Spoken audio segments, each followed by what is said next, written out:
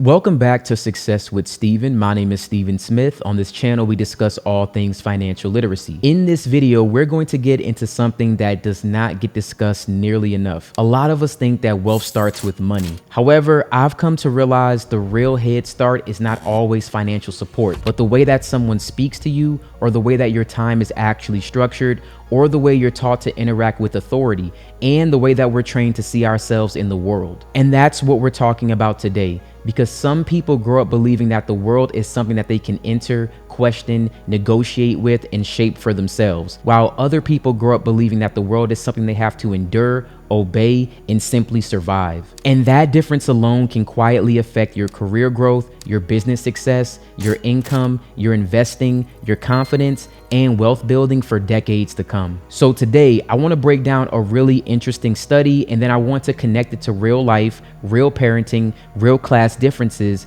real cultural differences, and real financial outcomes. And by the end of this video, I want you to think about two things. First, I want you to think about how you were raised. And second, if you're a parent or you plan to be one someday, what exactly are you going to teach your kids without even realizing it? So without further ado, let's get right into the video. Some of us have heard the adage that wealth disappears by the third generation. The first generation builds it, the second generation preserves it, and the third generation blows it. I've heard that idea get repeated all the time, but when you actually start digging into the research, the picture is far more complicated than that. In many cases, wealth doesn't just vanish, it often persists. Children and grandchildren of financially stable families tend to keep consolidating advantages into early adulthood. They're more likely to get stronger educations, marry in ways that support stability, buy homes earlier, start businesses, understand systems better, and position themselves to keep building. Now, some of that is obviously because of money itself. Now, if you're a parent and you can pay for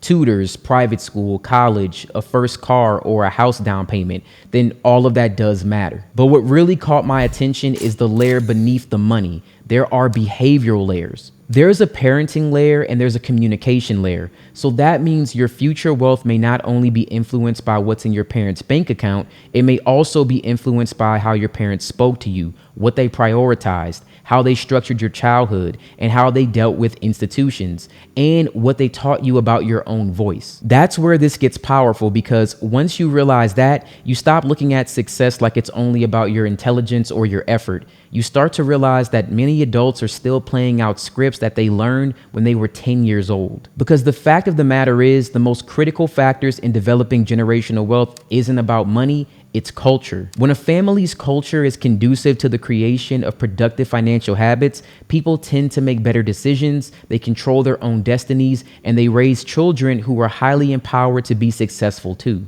Now, let's talk about that study I mentioned, because it might give us a little more clarity. There's a psychologist named Annette Leroux who spent years studying American families across class lines. Now, she didn't just ask parents what they believed, she actually observed what they did. And that distinction matters, because people often say one thing and live out something completely different.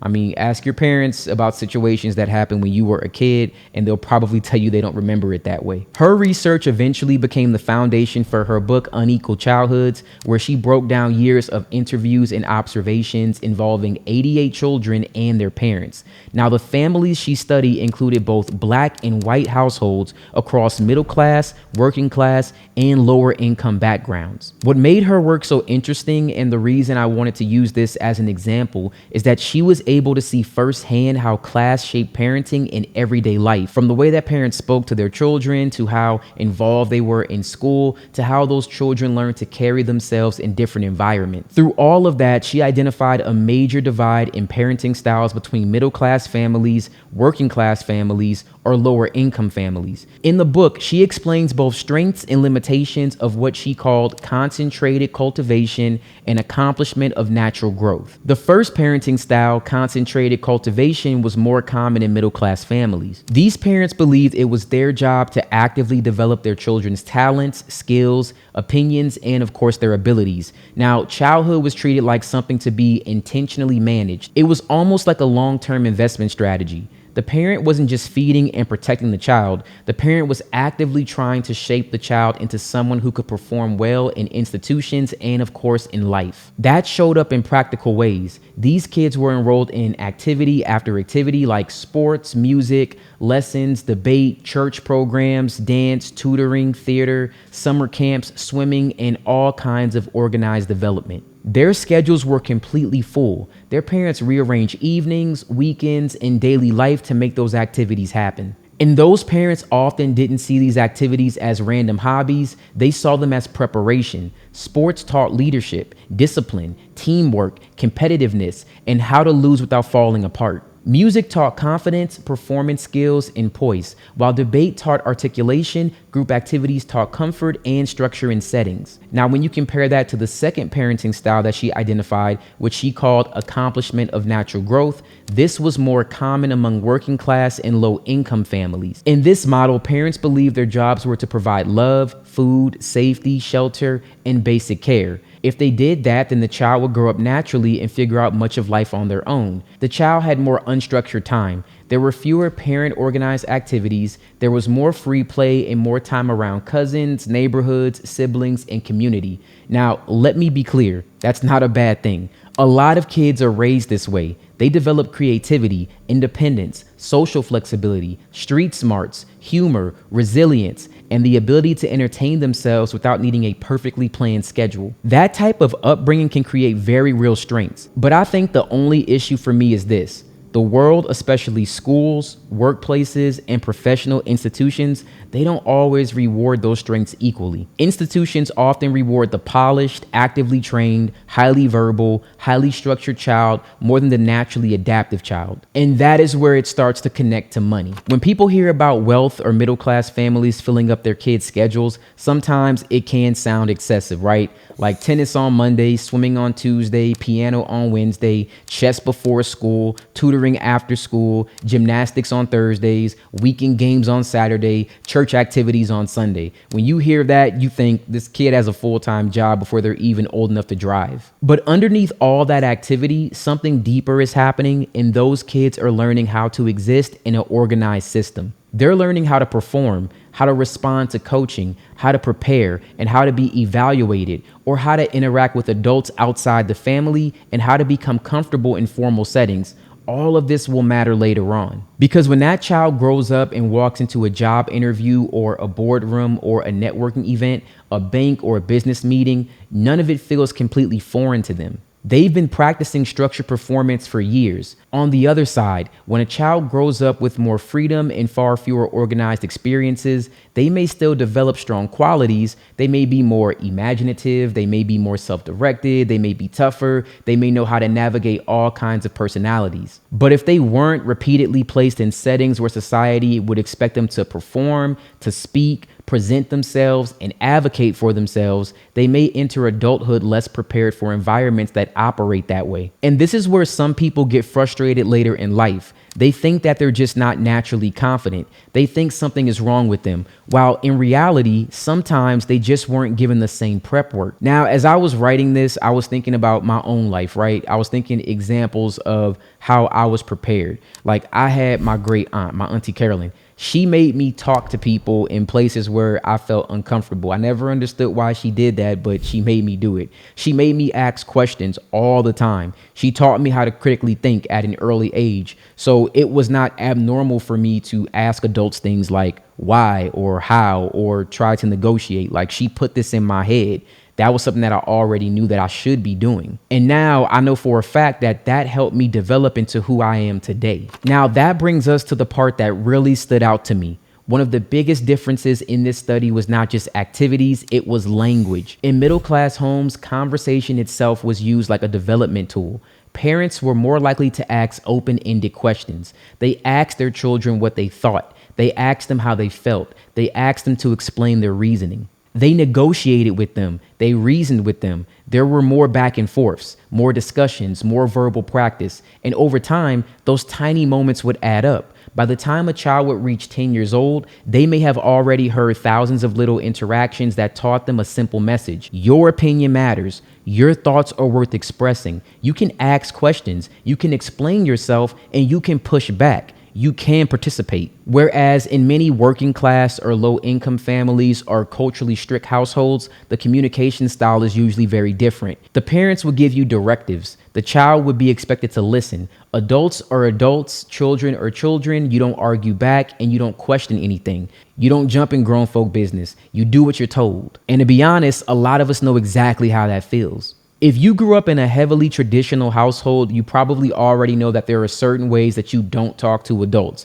You don't negotiate at dinner like you're in a boardroom meeting. You don't debate where you sit. You don't casually challenge an older person's opinion just because you have a thought. In a lot of households, doing that would be called disrespect. So when I heard this study, it was important for me not to reduce it to something as simple as good parenting versus bad parenting, because that experience I'm sure a lot of people are familiar with. But like I was saying, for me personally, I was able to do a lot of challenging, which definitely helped me later down the line. The point is not that one group loves their children more than the other. I think no matter what the social class is, everybody loves their children equally. Like in a general sense, they love their kids. The point is that different styles of communication created different habits of self-expression, and those habits have consequences later. Like, for example, when I went to college, eventually I realized that I wasn't going for me and I was going as an expectation to the people around me. Once I realized that, because I could think critically, I was like, I'm dropping out. I no longer want to do this.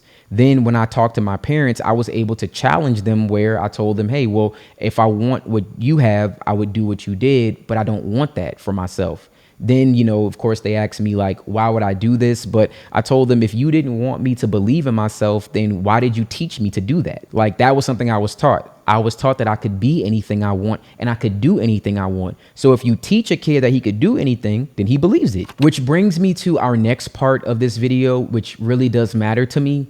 Let's say that two people are equally well versed in a subject. They both have a talent. They both work hard. They both show up. But one of them grew up being encouraged to explain, to question, to discuss, and express their own opinions. The other grew up being taught to listen quietly, respect hierarchy, and not to challenge authority. Now, if you put both of these individuals in a corporate meeting, who do you think is more likely to speak up? Who do you think is more likely to negotiate their salary? Who do you think is more likely to challenge a manager? Who do you think is more likely to ask for a promotion? Who do you think is more likely to contest a mistake on a bill, or to press a bank for a better outcome, or to advocate for better treatment? Usually it's the person who has been rehearsing that skill for years without even realizing it. Even for me personally, almost every job that I've had, and I think I may have had over 30 jobs in my entire life, every job I got fired from, just about almost every job, and usually it had something to do with challenging authority. Now, I'm not saying that like that's a good thing, but what I am saying is, because I was able to always challenge these things, it pushed me to realize that maybe this isn't for me, which taught me that I need to be somewhere where I can be self-sufficient and where I can maintain things on my own and create my own income. And that started when I was a kid. A lot of adults think that self-advocacy is some natural gift that certain people are just born with, and it's not. In many cases, it's just a learned behavior. It's repetition. It's conditioning. It was something that for me was familiar. So if you were raised in an environment where your voice was not something you used often around authority, then speaking up later may feel unnatural, uncomfortable, and even disrespectful. And again, like in my example, that can follow you into jobs, businesses, negotiations, investments, and every institution tied to wealth. There are people right now who should have asked for raises years ago, but they haven't. There are people who should have challenged inaccurate fees, negotiated contracts, pushed for promotions, or asked better questions before signing financial documents, but they were never trained to do it. And that's not always laziness. Sometimes that's conditioning, or it's a learned behavior. One of the conclusions from the study is that these parenting styles create two very different outlooks on the world. Middle-class children often develop what the study called a sense of entitlement. Now, that would sound negative, right? But in this context, it doesn't simply mean spoiled. It means something more subtle. It means the child grows up assuming that institutions will respond to them. They assume they can ask questions, request accommodations, they can push back, and they expect to be heard. Now, that is a very powerful belief. If you believe the world is responsive to you, you behave differently. You ask questions, you follow up, you negotiate, you seek opportunities. You don't automatically assume that no is final, and you don't freeze every time you deal with a system. On the other hand, children who grow up watching parents defer to institutions may develop a sense of constraint. They may internalize that authority is not for challenging. They may believe that systems are rigid and unresponsive. Or they assume people like them, especially Black people, don't really get exceptions. They don't really get listened to, and they don't really get access unless invited. And think about how that plays out financially. The person with an emerging sense of entitlement is more likely to ask for the better interest rate. They're more likely to apply for the better opportunity. They're more likely to call to negotiate something. They're more likely to request reconsideration. They're more likely to challenge incorrect information on a credit report or advocate in school, at work, healthcare, in housing, and in business. The person with a sense of constraint may work just as hard or even harder, but they still leave money on the table simply because they were never taught that systems can be pushed. That is one of the quietest wealth lessons that there is. The richest lesson is not entitlement, it's access. So what is the real takeaway here? If you want to teach your kids how to become wealthy, I don't think that it starts with stock tips or lectures about Roth IRAs at age 7. You start earlier than that. You teach them that their voice has value. You teach them how to explain themselves. You teach them how to question things without fear. You teach them how to be comfortable around institutions and structured environments. And the way you do this is to expose them to activities that build confidence, discipline, performance, teamwork, and leadership. You let them practice making decisions. You give them chances to solve problems. You model what it looks like to speak up when something is wrong. And you show them that systems are not always fixed walls. Sometimes they're doors that open when you knock the right way or if you kick them down. And the beautiful part is that a lot of this does not require being rich. A parent can ask better questions at the dinner table for free. You can let your child explain their thinking for free. A parent can teach a child to introduce themselves properly, completely free. And a parent can model negotiation, confidence, follow-up, and composure completely for free. A parent can help a child get comfortable speaking in rooms where they might otherwise shrink.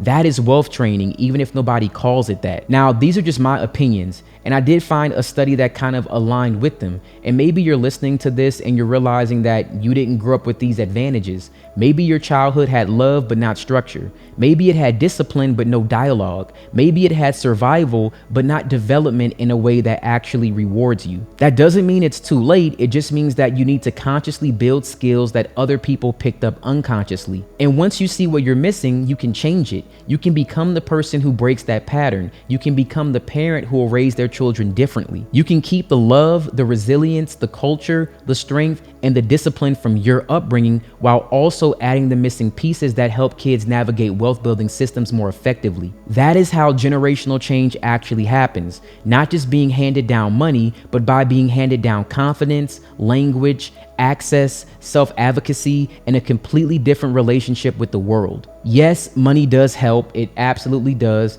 but some of the most powerful lessons are behavioral lessons. I want to thank you so much for watching this video. At the end of the day, generational wealth is not just about what's transferred in your bank account, it's also about what's transferred in your behavior and what children absorb before they ever earn their first dollar. So if you're a parent, then understand this: your child is not just learning from what you buy them, they're learning from how you talk to them, how you let them think, how you let them speak, and how you structure their life, and also how you show up in the world around them. And if you're someone reflecting on your own life, don't just ask whether you were given money, ask whether you were given a mindset or communication habits and confidence that makes wealth easier to build. Because sometimes the biggest financial head start is invisible. It's hidden in childhood conversations, it's hidden in routines, and it's hidden in expectations that they have for you. That difference can change everything. Again, I want to thank you guys so much for watching this video, and you have a wonderful day.